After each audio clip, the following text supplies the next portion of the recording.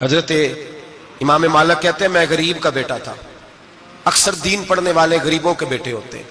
امیروں کے بچے F S C پڑھتے ہیں، بی ایس سی پڑھتے ہیں، ٹیکنالوجی پڑھتے ہیں، غریبوں کے بچے دین پڑھتے ہیں، اور پھر امیروں کو ممبریاں ملتی ہیں، غریبوں کے بچوں کو اللہ ممبر عطا فرماتا ہے، مصلی رسول اللہ دیتا ہے۔ حضرت سیدنا امام ابو مالک فرماتے ہیں میں غریب کا بیٹا تھا اور میری 6-7 بہنیں، میں اکیلا بھائی تھا۔ آپ فرماتے ہیں میرے ابا جی فوت ہو گئے، میری امی پکڑ کے مجھے ایک دھوبی کی دکان پہ لے گئی، کہنے لگی اسے کپڑے دھونے کا طریقہ بتا دے، سلیقہ سمجھا دے، یہ بھی ایک چھوٹی سی لانڈری کی دکان کھول لے گا، میری بیٹیوں کا پیٹ پالے گا۔ دھوبی کہنے لگا ٹھیک ہے، میں 2-3 درہم بھی دوں گا مہینے کے، اور جب کام سیکھ جائے گا تو تنخواہ بڑھ جائے گی۔ امام ابو مالک رحمت اللہ علیہ فرماتے ہیں میں بہنوں کے لیے روزی کمانے نکلا، میں بیوہ ماں کے سر پہ بوجھ اتارنے کے لیے نکلا، میں غربت کے عالم میں نکلا۔ رستے میں امام اعظم کا مدرسہ تھا، فرماتے میں وہاں چمکتے چہرے دیکھتا، لیکن اپنی غربت کو دیکھ کے میں آگے بڑھ جاتا، پریشان ہوتا کہ میں کیسے علم حاصل کروں گا۔ آپ فرماتے امام صاحب مجھے اکثر دیکھتے، ایک دن امام اعظم باہر نکلے، مجھے کھڑے ہوئے دیکھا تو قریب بلایا، سینے سے لگایا، ماتھا چوما، کیا نام ہے؟ میں نے کہا ابو مالک میرا نام ہے۔ کہا تمہیں پڑھنے کا شوق ہے؟ کہا بڑا شوق ہے۔ کہنے لگے چل آ جا پڑھا کر، آ جا مدرسے میں پڑھا کر۔ کہتے میں سارا دن وہاں پڑھتا، گھر سے کام کرنے آتا، سارا دن امام اعظم کے پاس پڑھتا رہتا۔ مہینہ آیا تو میری اماں کہنے لگی تنخواہ لاؤ۔ میں نے کہا امی جی تنخواہ تو وہ دے گا جو ڈیوٹی پہ جاتا ہو، میں تو پڑھنے جاتا ہوں۔ کہتے اماں گھر سے نکلی اور بڑے غصے کے ساتھ نکلی، کہنے لگی مولوی نے میرا بچہ خراب کر دیا، میرا بچہ خراب کر دیا، میں کام پہ بھیجتی تھی، اس نے کس چکر میں ڈال دیا، مسلوں سے بھی کبھی پیٹ بھرا ہے، کام بھی تو کرنے چاہیے نا۔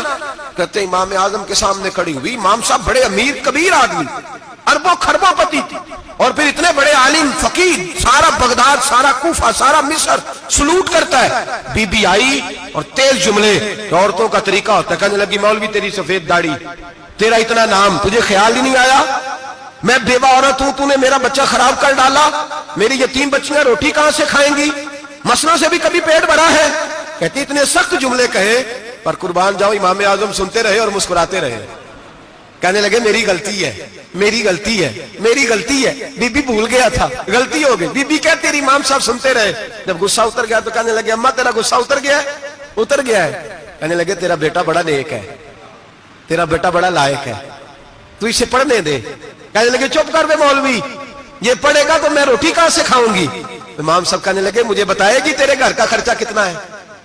اس نے ایک لفظ تو ہے 3 دینار کا، ایک روایت ایسی بھی لکھی ہے بزرگوں نے، کہنے لگی 40 درہم ہے، اور اماں کہتی میں نے جان بوجھ کے زیادہ بتائے، حالانکہ میں کنات کا خرچہ کرتی تھی، لیکن جب کھلا ڈولا کرے تو وہ والا خرچہ بتایا۔ میں نے کہا 40 درہم خرچہ ہے، تو دے گا؟ تو کہتے امام اعظم کہنے لگے اماں تجھے لینے نہیں آنا پڑے گا، پہلی سے پہلے تیرے گھر میں پہنچ جایا کریں گے، یکم سے پہلے آئیں گے۔ او بھائیو کہاں استاد ملتے ہیں، کہاں استاد ملتے ہیں، کہاں وہ لوگ ملتے ہیں جو دعائیں مانگتے، التجائے کرتے، پیار کرتے۔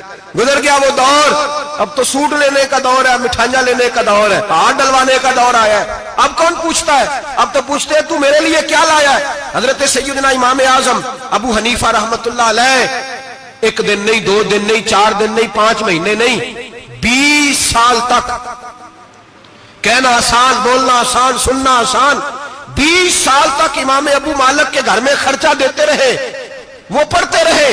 اماں کہنے لگی تو میرے بیٹے کو لگا تو لیا ہے تو پڑھ کے بنے گا کیا؟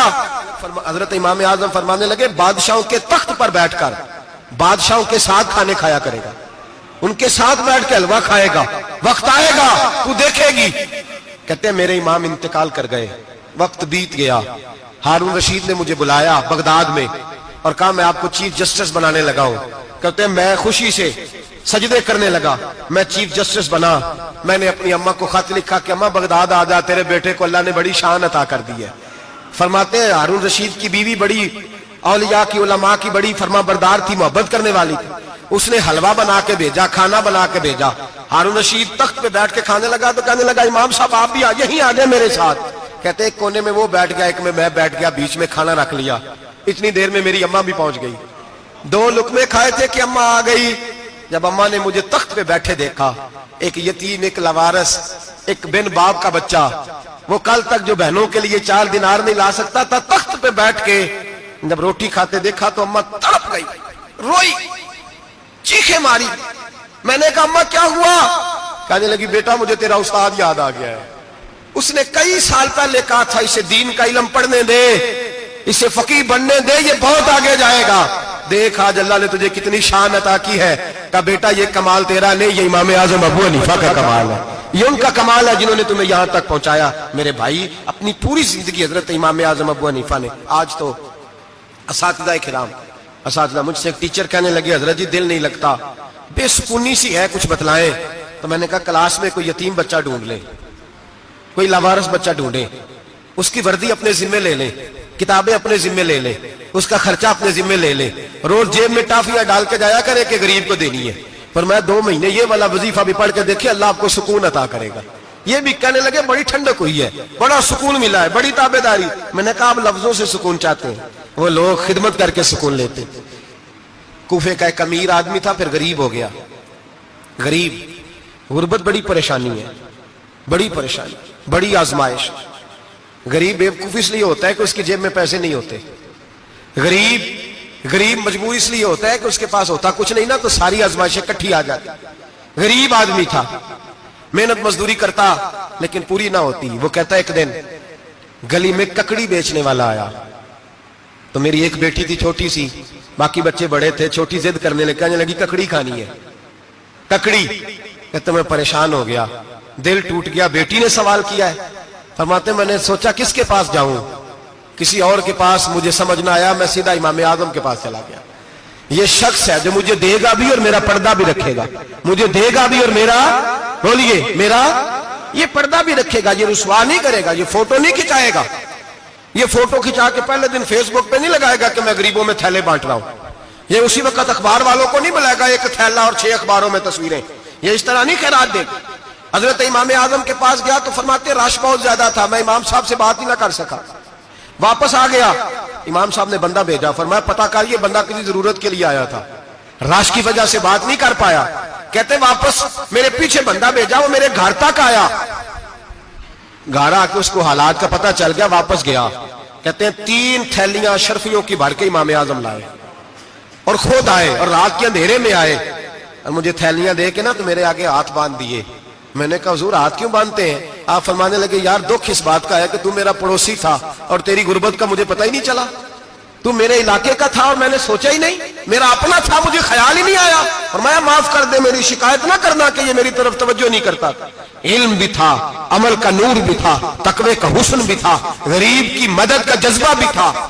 آج لوگوں پر مال کا فتنہ سوار ہوتا ہے، سب پر نہیں لیکن زیادہ لوگوں پر۔ جیسے جیسے مال آتا جاتا ہے ویسے ویسے عقل بھی آتی جاتی ہے، ویسے ویسے سیانے بھی ہوتے جاتے ہیں۔ کہتے ہیں وہ بھی کمائے وہ بھی کرے، میں تو ٹیکنیکلی بڑا ہوں، میں عقل مند ہی، میں نے بڑی نہ بہن کی فکر رہتی ہے، نہ بھانجوں کی فکر رہتی ہے، نہ رشتہ دار کی فکر رہتی ہے، نہ دائیں بائیں کچھ دیکھتے ہیں۔ لوگ جیسے جیسے پاورفل ہوتے جاتے ہیں، ہٹتے جاتے ہیں، کٹتے جاتے ہیں، امیروں سے گرانے لگتے جاتے ہیں، آگے کی طرف دیکھتے جاتے ہیں۔ امام اعظم ابو حنیفہ رحمۃ اللہ علیہ نے ساری زندگی پیار کیا، محبت بانٹی، علم، فقاہت، تقوی، روشنی۔ آج لوگوں کو علم ہوتا ہے پر علم کا نور نہیں ہوتا، ہمیں بہت ساری باتوں کا پتہ ہوتا ہے پر وہ باتیں ہمارے لفظوں میں ہوتی ہیں، ہم اس کے حسن سے آگاہ، اور اگر میں یہ کہہ دوں کہ ہمیں ان باتوں پر یقین کامل نہیں ہوتا، کہہ رہے ہوتے ہیں، ہم سمجھتے ہیں، بڑی باتیں کرتے ہیں، لیکن ان باتوں کے پیچھے جو عمل کا جذبہ ہے وہ پھیکا ہوتا ہے۔ امام اعظم ابو حنیفہ رحمۃ اللہ تعالی علیہ جتنے بڑے عالم تھے اتنا ہی بڑا خوف تھا اللہ کا دل میں، اتنا ہی بڑا خوف تھا۔ ایک آدمی کہتا ہے میں نے امام صاحب سے مسئلہ پوچھنا تھا، میں نے عشاء کی نماز امام صاحب کے پیچھے پڑھی، کتنی لوگ باتیں سنتے ہیں، اس کا اثر کتنا لیتے ہیں، لیکن امام صاحب رحمۃ اللہ علیہ کا طریقہ کیا تھا؟ کہتے میں نے امام صاحب کے ساتھ نماز پڑھی مسجد میں، تو قاری صاحب نے قرآن پڑھا، اذا زلزلت الارض زلزالہا واخرجت الارض اثقالہا، فرماتے ہیں آخری 2 آیتیں پڑھی، فمن یعمل مثقال ذرۃ خیرا یرہ ومن یعمل مثقال ذرۃ شرا یرہ۔ اللہ فرماتے ہیں میں قیامت کے دن تیرے ذرے ذرے کا حساب کروں گا، ذرہ برابر نیکی ہوئی تو تیرے سامنے آئی، ذرہ برابر گناہ ہوا تو تیرے کس کے برابر؟ جی وہ کتنا ہوتا ہے؟ ریت کا 1 ذرہ، اس کے برابر بھی گناہ ہوا تو تیرے سامنے، یہ اللہ کہہ دیا ہے، تو ایسا انشاءاللہ ہو کے رہے گا۔ اللہ ایک دفعہ دکھائے گا، دعا فرمائے اللہ ہمیں معافی عطا فرمائے، اللہ ہم سے درگزر فرمائے، اللہ ہمیں بخشے ہوئوں میں شامل فرمائے۔ یہ آیت امام صاحب نے سنی تو کہتے ہیں میں نمازی سارے چلے گئے تو امام صاحب بیٹھے اور یوں نہ اپنی داڑھی پکڑ لی, چراغ ٹمٹما رہا, کہتے ہیں داڑھی پکڑ لی اور امام صاحب بیٹھے. میں نے کہا کہ کسی محویت کے عالم میں ہے, سوچ میں, چلے میں تھوڑی دیر میں آتا ہوں. کہتے ہیں میں 2 گھنٹے کے بعد آیا تو امام صاحب ایسے بیٹھے ہیں داڑھی پکڑی ہوئی. میں نے کہا ٹھہر کے آتا ہوں. میں پھر 1-1.5 گھنٹے کے بعد گیا تو ویسے ہی بیٹھے. کہتے ہیں تہجد کا وقت ہو گیا, میں مسجد میں گیا تو چراغ ٹمٹمانے لگا, ختم ہونے کے قریب آ گیا. امام صاحب بیٹھے, اب میں نے دیکھا کہ آنکھیں آنسوؤں سے بھری ہوئی ہیں اور اپنی داڑھی پکڑ کے کھینچ رہے ہیں اور کہتے ہیں یا اللہ تو اگر ذرے ذرے کا حساب لے گا تو ابو حنیفہ تو الجھ جائے گا. اے اللہ تو ذرے ذرے کے بارے میں پوچھے گا تو میں تو نہیں جواب دے سکتا. خدا بندہ اس طرح کر, میرے ان سفید بالوں پہ رحم کھا. اے اللہ میرے بڑھاپے پہ مہربانی فرما, مجھ سے نہ ذرے ذرے کا پوچھنا, میں بڑا کمزور ہوں, میں نہیں جواب دے سکتا. مولا مجھ سے درگزر والا معاملہ کر. کہتے تڑپ رہے امام صاحب. فجر کی اذان ہوئی تو امام صاحب نے دائیں بائیں دیکھا, میں پیچھے کھڑا تھا. میں نے کہا حضور ساری رات ہی گزر گئی, آپ ایک آیت سن کے پریشان رہے اور میں روزانہ 20 تقریریں سنتا ہوں, درجنوں حدیثیں سنتا ہوں, مجھے تو اثر نہیں ہوتا. آپ فرمانے لگے مجھے تیرے معاملے کا نہیں پتا, لیکن مجھے اگر تو نے دیکھ لیا ہے تو کسی کے ساتھ ذکر نہ کرنا مجھے. اور فرمانے لگا پھر تو نیک آدمی ہوگا, تجھے نہیں خیال آتا, تو میں تو جانتا ہوں من آنم کے من دانم, پتہ سارا ہے سردار دو کی تیانا, میں تو جانتا ہوں نا, مجھے خبر ہے, لہٰذا میں نہیں حساب دے سکتا, تیرا نہیں مجھے پتا. جتنا میرے بھائی علم زیادہ اتنا خوف بھی. حضرت عبداللہ ابن مسعود فرماتے ہیں زیادہ باتیں کرنے والا عالم نہیں ہوتا, اللہ سے زیادہ ڈر جانے والا عالم ہوتا ہے. جو آدمی لمبی چوڑی گفتگو کرے وہ فقیہ نہیں, وہ اللہ سے ڈرنے والا نہیں, بلکہ جس کو وہ بات کرے تو تھوڑی کرے, ڈر کے کرے, خوف کے ساتھ کرے. اللہ کی خشیت جس کے دل میں ہو وہ بڑا عالم ہوتا ہے. حضرت امام اعظم ابو حنیفہ رحمت اللہ علیہ مالدار تھے اور اپنے مال میں سے حصے نکالتے تھے. امام صاحب فرمایا کرتے تھے میں نے چند 1000 درہم رکھ دیے. حضور کس لیے؟ فرمایا لوگوں کو قرضہ دینے کے لیے. نبی پاک صلی اللہ علیہ وسلم نے فرمایا قرضہ لینے والے کو منع کیا ہے, فرمایا قرضہ ایک قید ہے, بغیر مجبوری کے نہ لینا. اب لینے والے بھی احتیاط نہیں کرتے, فٹافٹ قرضے کے پیچھے بھاگتے. بڑی مجبوری ہو تو قرضہ لیں, فرمایا مقروض قیدی ہوتا ہے, قرضہ لینے سے بچو. اور دینے والے کو کیا کہا؟ فرمایا اگر سامنے والا تنگ دست ہو نا, تنگ دست, تو اسے مہلت دو. جتنی تم مہلت دو گے اللہ اتنے پیسے روز صدقہ کرنے کا ثواب عطا فرمائے گا. اگر تنگ. ایک صاحب مجھے کہنے لگے, میں نے رمضان شریف میں نا قرضے کے حوالے سے یا کچھ عرصہ پہلے کسی موقع پر قرض کے حوالے سے کو بات کی. ایک صاحب مجھے کہنے لگے حضرت صاحب جیسے کسی کو لینا ہوئے نا 20,000 تو انہوں ترا کے لئی دے, تو جی 20 کروڑ لینا ہوئے تو پھر نہیں ترایا جاتا. میں نے کہا کیوں؟ کہنے لگے 20,000 والا بندہ ماڑا ہوتا ہے نا, جہاں 20 کروڑ کھا گیا وڈی مگرمچھ ہوتا ہے, انہوں ترایا جا سکتا, وہ دے کے بندے ترلے ہی کر دے, چل بھائی کیویں دے سکنا ہے. وہ جو 20,000 والا نا ماڑا بندہ کہتے تو دینے نے کہ تیرا بندوبست کریے, کہتے چل صاحب جمعرات لے آؤ کسی طریقے. جمعرات ماڑا ہے نا. نبی پاک نے کیا فرمایا؟ حضور نے فرمایا تجھے پتہ چل جائے کہ تنگ دست ہے تو مہلت دے, جتنے دن تو اس سے پیسے نہیں لے گا اتنے پیسے روز صدقہ کرنے کا ثواب دیا جائے. اب لوگ جو تگڑی موٹے مگرمچھ ہیں ان کو مہلت دیتے ہیں, وہ کہتے ہیں جا جتھو لب دے لے, پھر کہتے ہیں نہیں آپ بتائیں آپ کیسے دے سکتے. اور ماڑا بندہ انہیں 2,000 دینا ہے دکان کا, اس کو دکاندار کہتا ہے کل سائیکل لے کے تب گزرنا میرے آگے سے اگر پیسے دینے ہیں تو میں نے سائیکل رکھ لینا. ڈرنا چاہیے اللہ پاک, ہمیں پتا ہوتا ہے سامنے والا غریب ہے, تنگ دست ہے, مجبور ہے, اسے مہلت دینی. امام صاحب کہتے ہیں میں نے کچھ پیسے رکھے ہوئے تھے, پس منظر یہ تھا کہ غریب لوگ آتے ہیں تو میں ان کی مدد کروں گا. امام اعظم ابو حنیفہ نے ایک بندے سے پیسے لینے تھے اور حال یہ تھا کہ آپ دھوپ میں کھڑے تھے, ساتھ اس بندے کا مکان تھا. لوگوں نے کہا حضرت دیوار کے سائے میں ہو جائے. فرمانے لگے اس سے پیسے لینے ہیں, اگر سائے میں کھڑا ہوا تو سود میں شمار ہو جائے گا, میں اس سے فائدہ نہیں لے سکتا. ایک بندے سے قرضہ لینا تھا, وہ آپ کو دیکھ کے گلی اور دوسری گلی میں چلا گیا, رستہ بدل گیا اور چھپ گیا. امام صاحب رونے لگے, کہنے لگے اے اللہ میں اتنا برا ہو گیا ہوں کہ تیرے بندے مجھ سے چھپنے لگے. اس کو ڈھونڈ کے لائے, کیوں چھپتا ہے؟ کہ حضور آپ کے پیسے دینے ہیں. آپ نے فرمایا جا میں نے اللہ کی رضا کے لیے معاف کیے, آج کے بعد چھپنا نہ, اس لیے میں نہیں چاہتا کہ تجھے کوفت ہو, تو میری طرف دیکھ کے چھپنے لگا ہے, میری طرف دیکھ کے. غریب تو بھائی گلیوں میں گھستے پھرتے ہیں کہ کوئی بندہ مل نہ جائے.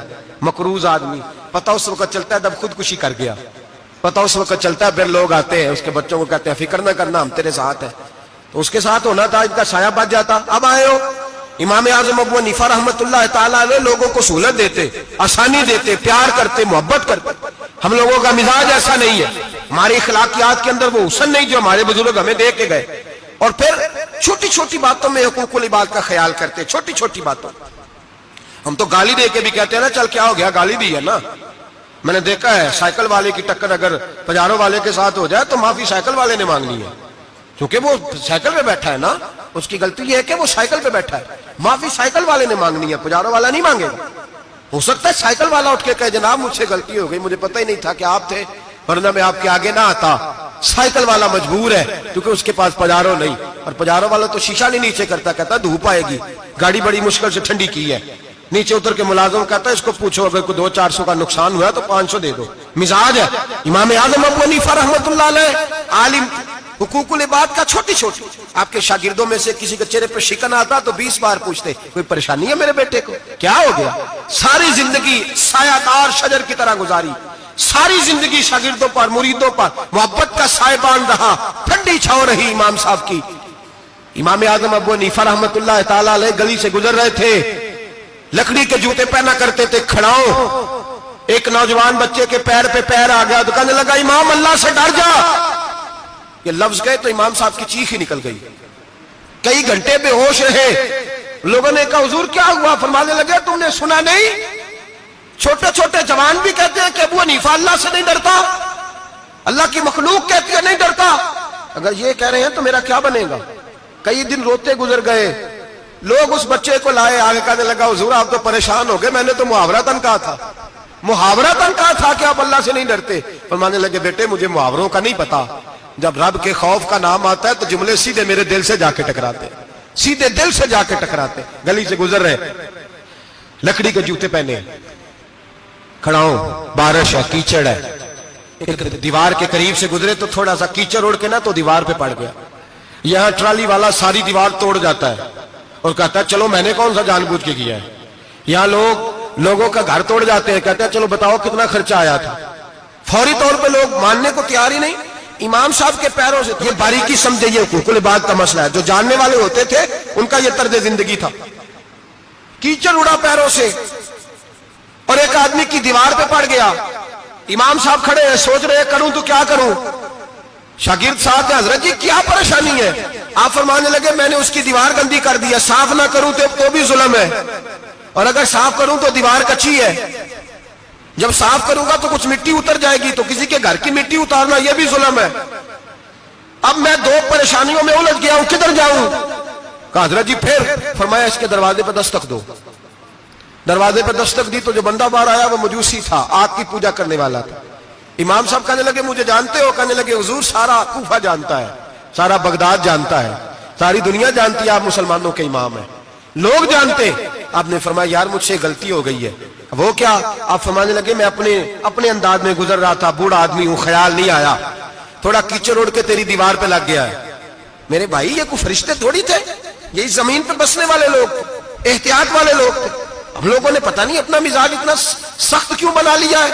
کتنے لوگوں کو لتاڑ کے, کتنی پگڑیاں اچھال کے, کتنے حقوق العباد ضائع کر کے بھی ہم اسی طرح کے مطمئن ہیں.